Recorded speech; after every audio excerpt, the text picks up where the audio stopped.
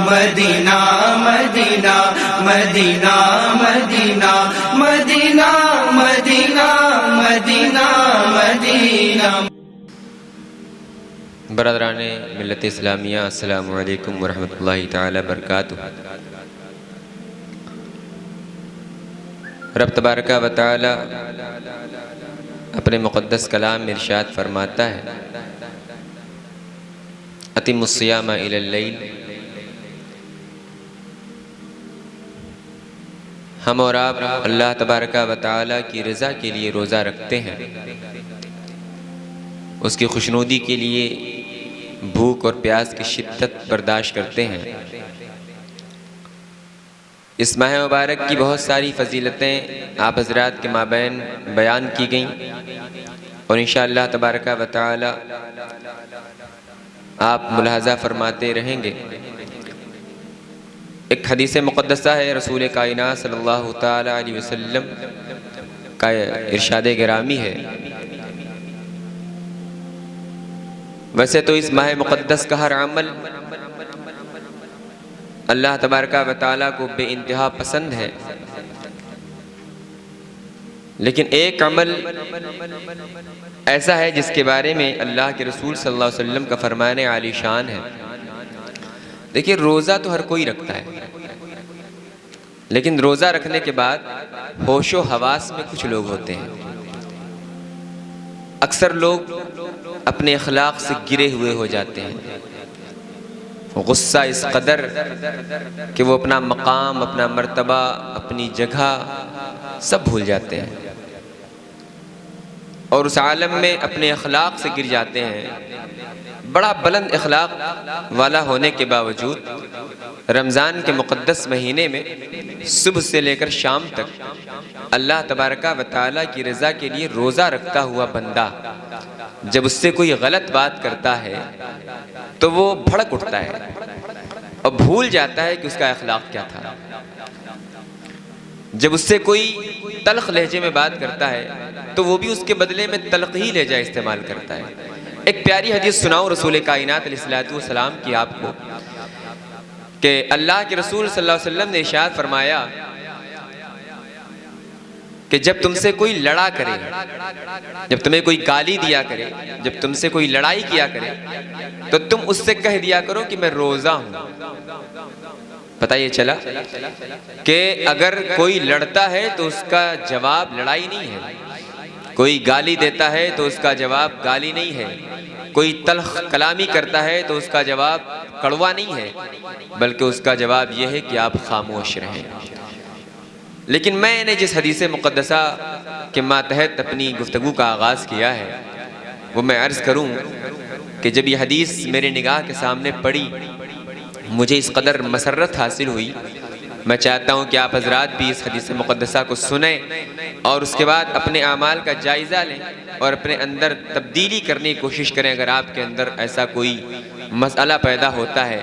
اگر آپ سے کوئی بدخلقی سے بات کرتا ہے، اگر آپ سے کوئی گالی گلوچ سے بات کرتا ہے، اگر آپ سے کوئی غصے سے بات کرتا ہے، اگر آپ سے کوئی لڑائی اور جھگڑا کرتا ہے، تو رسول کائنات علیہ الصلوۃ والتسلیم کا ایک فرمان عالی شان اپنے لیے آپ گرہ باندھ لیں۔ اللہ کے رسول ارشاد فرماتے ہیں کہ جو بندہ مومن اس ماہ مقدس میں، ماہ رمضان میں خوش اخلاقی سے پیش آتا ہے، یعنی سامنے والا چاہے جیسا سلوک کرے، گالی دے رہا ہے، غصہ کر رہا ہے، بدخلقی سے پیش آ رہا ہے، اور ہم روزے سے ہیں اور رمضان کا مقدس مہینہ ہے، تو ہمیں کیسے پیش آنا چاہیے؟ اللہ کے رسول صلی اللہ تعالی علیہ وسلم ارشاد فرماتے ہیں کہ ہمیں خوش اخلاقی سے پیش آنا چاہیے۔ یا رسول اللہ، کیا فائدہ ہوگا خوش اخلاقی سے پیش آنے پر؟ تو اللہ کے رسول صلی اللہ تعالی علیہ وسلم ارشاد فرماتے ہیں کہ جب کوئی بندہ مومن اس مقدس مہینے میں خوش اخلاقی سے پیش آتا ہے تو یہ عمل اس کے لیے پل صراط پر گزرنے کے لیے آسانی پیدا کر دے گا۔ سبحان اللہ۔ دیکھیے، ویسے بھی ہمارے پاس اتنے اچھے اعمال نہیں ہے کہ ہم پل صراط کراس کر لے جائیں، پار کر لے جائیں، یا ہم جنت میں آسانی سے داخل ہو جائیں، جہنم کی آگ سے ہم بچ جائیں۔ اس لیے جب کبھی موقع ملے ایسے عمل کرنے کا تو ہمیں چاہیے کہ ایسے عمل کر لیا کریں۔ عزیزان ملت اسلامیہ، یہ تو ہوئی اس مقدس مہینے میں ایک عمل پر ایک ایسا اجر کہ جس کے ہم سبھی محتاج ہیں۔ یا الہی، جب سرے شمشیر پر چلنا پڑے، رب سلم کہنے والے غم زدہ کا ساتھ ہو۔ ہم سبھی دعا مانگتے ہیں اللہ تبارک و تعالیٰ کی بارگاہ میں اسی پلسرات کے حوالے سے کہ جس کے بارے میں رسول کائنات علیہ الصلوۃ والتسلیم نے ارشاد فرمایا کہ ہوا اشد من السیف وادق من الشعر، جو بال سے زیادہ باریک ہے اور تلوار سے زیادہ تیز ہے۔ اس پلسرات پر گزرنے کے لیے ہم اور آپ صرف یہ خواہش رکھتے ہیں، اپنے دل میں تمنا رکھتے ہیں کہ اللہ کے رسول کا کرم ہو اور پلسرات آسانی سے پار کر لے جائیں، تو ہمیں اگر یہ تمنا ہمارے دل میں ہے، یہ آرزو ہمارے دل میں ہے، اللہ کا خوف ہمارے دل میں ہے، اللہ تبارک و تعالیٰ کا ڈر ہمارے دل میں ہے، اور پلسرات پار کرنے کی امیدیں ہم اگر لے کر جی رہے ہیں، تو ہمیں چاہیے کہ رمضان کا جب مقدس مہینہ آئے، اگر ہم بھوک برداشت کر سکتے ہیں، اگر ہم پیاس برداشت کر سکتے ہیں، اگر ہم گرمی کی شدت برداشت کر سکتے ہیں، اگر ہم دھوپ کی تپش برداشت کر سکتے ہیں، اگر ہم روزہ رکھ کر اللہ کی عبادت و ریاضت کر سکتے ہیں، اگر ہم تلاوت کلام اللہ کر سکتے ہیں، اگر ہم تسبیح و تحلیل کر سکتے ہیں، اگر ہم درود اور وظائف پڑھ سکتے ہیں، اگر ہم رسول کائنات کی بارگاہ میں صلاۃ و سلام کا نذرانہ پیش کر سکتے ہیں، اتنے سارے عمل اگر ہم کر سکتے ہیں، تو ہمیں یہ بھی چاہیے کہ ہم وہ اخلاق پیش کریں جو اخلاق رسول کائنات نے اپنی تمام امت کے سامنے پیش فرمایا ہے، جو اخلاق رسول کائنات نے اقوام باطلہ کے سامنے پیش فرمایا ہے، جو اخلاق رسول کائنات نے کافروں کے سامنے پیش فرمایا ہے۔ اللہ تبارک و تعالیٰ کے رسول ارشاد فرماتے ہیں کہ اے بندے مومن، اگر تو روزہ رکھتا ہے اور تو بھوک کی شدت برداشت کر سکتا ہے، تو پیاس کی تپش برداشت کر سکتا ہے، تو پیاس برداشت کر سکتا ہے، دھوپ برداشت کر سکتا ہے، تو گرمی کی شدت برداشت کر سکتا ہے، اتنے سارے عمل کر سکتا ہے، تو ایک عمل اور کر لے، تو خوش اخلاقی سے پیش آ جایا کر۔ اگر تجھ سے کوئی لڑے تو اس کے سامنے جھک جایا کر، اگر تجھے کوئی گالی دے تو اس کے سامنے مسکرا دیا کر، اگر تیرے سامنے کوئی غصہ کرے تو اس کے سامنے خوش اخلاق ہو جایا کر۔ انشاءاللہ تبارک و تعالی کل بروز قیامت تیرے قدم پلسرات پر ڈگمگاتے ہوئے نظر نہیں آئیں گے، بلکہ تو آسانی سے پلسرات پار کرتا ہوا نظر آئے گا۔ تو عزیزان ملت اسلامیہ، یہ ماہ مبارک ہے جس کا ہر عمل اللہ تبارک و تعالی کو بے پناہ پسند ہے۔ ایک حدیث اور بیان کر دوں میں، اس کے بعد انشاءاللہ تبارک و تعالی آج کی مقدس تاریخ کے حوالے سے کچھ باتیں بھی عرض کرنے کی سعادت حاصل کروں گا۔ اللہ تبارک و تعالی کے رسول صلی اللہ تعالی علیہ وآلہ وسلم کا فرمان عالی شان، ہم اور آپ روزہ رکھتے ہیں اللہ تبارک و تعالی کی رضا کے لیے، بہت سارے بدلے ہیں اس کے، بہت ساری جزائیں ہیں اس کی، اور بڑے اچھے اچھے بدلے ہیں۔ آپ نے بہت ساری حدیثیں سنی ہیں رسول کائنات علیہ الصلوۃ والتسلیم کی، بہت ساری خوشخبریاں آپ حضرات کے مابین اللہ کے رسول صلی اللہ علیہ وسلم کی آئی ہیں روزہ داروں کے حوالے سے۔ ایک حدیث میں آپ حضرات کے سامنے پیش کر دوں جو بڑی اچھی اور پیاری اور سنہری حدیث ہے۔ رسول کائنات صلی اللہ علیہ وسلم ارشاد فرماتے ہیں کہ روزہ داروں کے لیے کل بروز قیامت ایک سونے کا دسترخوان بچھایا جائے گا، جبکہ سونے کا دسترخوان بچھانا جائز نہیں ہے۔ ہم اور آپ یہاں کپڑے کا دسترخوان بچھاتے ہیں، پنی کا دسترخوان بچھاتے ہیں، کاغذ کا دسترخوان بچھاتے ہیں، لیکن رسول کائنات صلی اللہ علیہ وسلم کا فرمان عالی شان ہے کہ کل بروز قیامت اللہ تبارک و تعالی اپنے بندوں کے لیے، ان بندوں کے لیے جو بندے رمضان کا روزہ رکھتے ہیں، ان کے لیے اللہ تبارک و تعالی سونے کا دسترخوان بچھائے گا، اور اس دسترخوان پر علاوہ روزہ داروں کے کوئی بھی کھانا نہ کھائے گا۔ آپ نے اس سے پہلے ایک حدیث میں سنا ہوگا کہ ایک محل ہوگا جس میں ایک دروازہ ہوگا جس کا نام باب ریان ہوگا، جس میں سے صرف روزہ دار داخل ہوں گے۔ ایک گھر ہوگا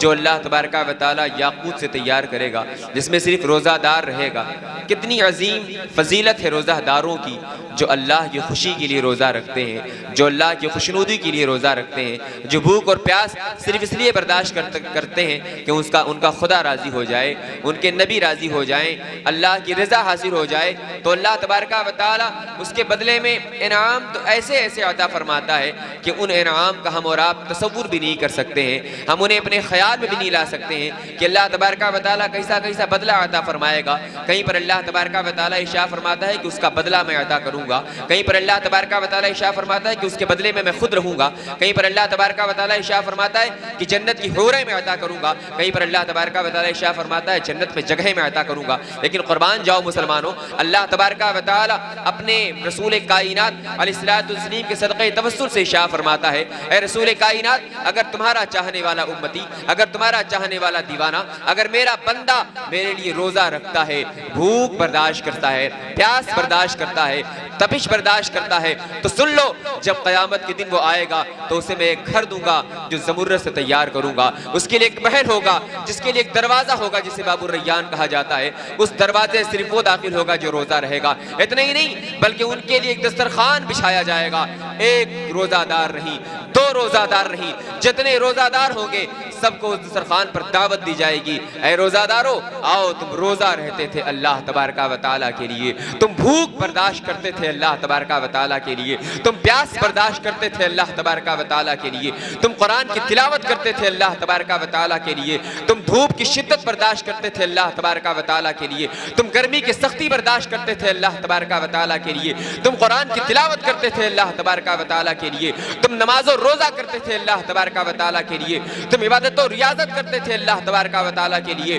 تم تسبیح و تحلیل کرتے تھے اللہ تبارک و تعالیٰ کے لیے, تم ذکر و اذکار کرتے تھے اللہ تبارک و تعالیٰ کے لیے, تم اوراد و وظائف کرتے تھے اللہ تبارک و تعالیٰ کے لیے, تم درود و سلام پڑھتے تھے اللہ تبارک و تعالیٰ کے لیے. آج سن لو, تمام بندے ہوں گے اللہ تبارک و تعالیٰ کے, نمازی بھی ہوں گے اللہ کے بندے, روزہ دار بھی ہوں گے اللہ کے بندے, حج کرنے والے بھی ہوں گے اللہ کے بندے, زکوٰۃ دینے والے بھی ہوں گے اللہ کے بندے, درود پڑھنے والے بھی ہوں گے اللہ کے بندے, جھوٹ بولنے والے بھی ہوں گے اللہ کے بندے, غیبت کرنے والے بھی ہوں گے اللہ کے بندے, گالیاں دینے والے بھی ہوں گے اللہ کے بندے. تمام بندوں کے سامنے ان بندوں کے لیے دسترخوان بچھایا جائے گا جو اللہ کی رضا کے لیے روزہ رہا کرتے تھے. اے روزہ دارو, آج تمہارے لیے سونے کا دسترخوان بچھایا گیا ہے تاکہ وہ بھی دیکھ لے جو روزہ نہیں رکھا کرتے تھے, وہ بھی دیکھ لے جو زکوٰۃ نہیں دیا کرتے تھے, وہ بھی دیکھ لے جو حج نہیں کیا کرتے تھے, وہ بھی دیکھ لے جو اس رمضان کے مقدس مہینے کو پا کر اپنی لیے شفاعت کا مزدانی اختیار کیا کرتے تھے, وہ بھی دیکھ لے جو اللہ کی رضا نہیں حاصل کر پاتے تھے,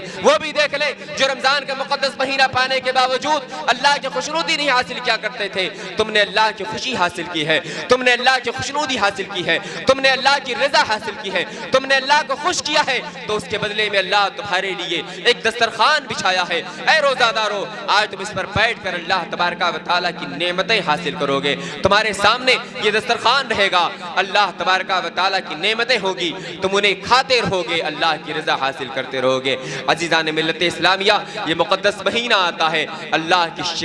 کی رضا حاصل کرنے کے لیے, اللہ کی خوشنودی حاصل کرنے کے لیے, اللہ کی رضامندی حاصل کرنے کے لیے, اللہ کی خوشی حاصل کرنے کے لیے, اللہ کو راضی کرنے کے لیے, اللہ کی اطاعت و فرمانبرداری کے لیے. ہمیں اور آپ کو چاہیے, آج ہمیں زندگی ملی ہے, رمضان کا مقدس مہینہ ملا ہے, اس کے ایام و لیالی ملے ہیں, اس کے دن اور رات ملے ہیں, اس کے اوقات و لمحات ملے ہیں. ہم اللہ تبارک و تعالیٰ کو راضی کر لیں, رسول کائنات علیہ الصلوۃ والسلام کی خوشنودی حاصل کر لیں. اللہ تبارک و تعالیٰ ارشاد فرماتا ہے,